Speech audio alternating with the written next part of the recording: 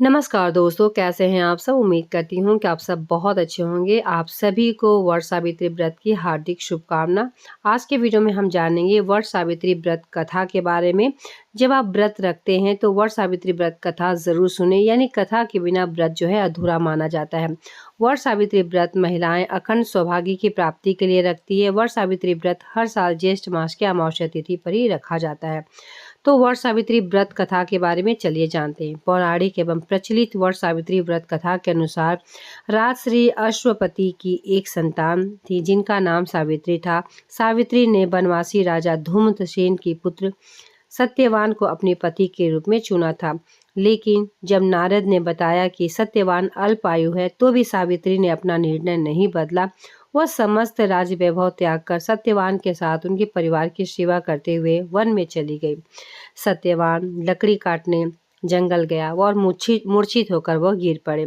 सावित्री ने वट वृक्ष के नीचे अपनी गोद में पति का सिर रखकर उसे लेटा दिया और उसी समय यमराज सत्यवान के प्राण लेने के लिए यमराज सत्यवान के जीव को दक्षिण दिशा की ओर ले जा रहे थे।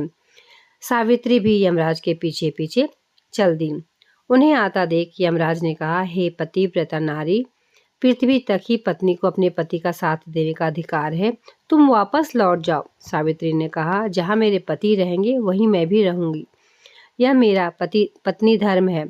यमराज के कई बार मना करने के बाद भी वह नहीं मानी और अंत में सावित्री के साहस और त्याग से यमराज प्रसन्न होकर उनसे 3 वरदान मांगने को कहा। तब सावित्री ने सास ससुर के लिए नेत्र ज्योति मांगी, ससुर का खोया हुआ राज्य मांगा एवं अपने पति सत्यवान के 100 पुत्र की मां बनने का वर भी मांगा। तीनों वरदान सुनने के बाद यमराज ने कहा, तथास्तु, ऐसा ही होगा। यमराज आगे बढ़ने लगे। सावित्री ने कहा कि हे प्रभु, मैं एक पतिव्रता पत्नी हूँ और आपने मुझे पुत्रवती होने का आशीर्वाद दिया।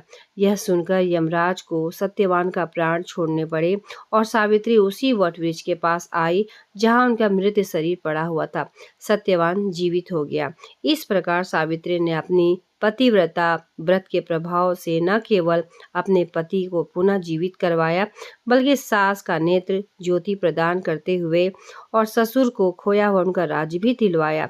तभी से वट सावित्री व्रत यानी वट वृक्ष के पूजन अर्चना करने का विधान हुआ और कहा जाता है कि इस व्रत को करने से सौभाग्यवती महिलाओं की मनोकामना पूर्ण होती है और उन्हें अखंड सौभाग्य का वरदान मिलता है। और इस तरीके से वट सावित्री व्रत कथा समाप्त होता है। तो आप लोग पूजा पाठ अच्छे से करें। वट वृक्ष का पूजा करने के बाद, कथा सुनने के बाद पति पूजन भी जरूर से जरूर करें।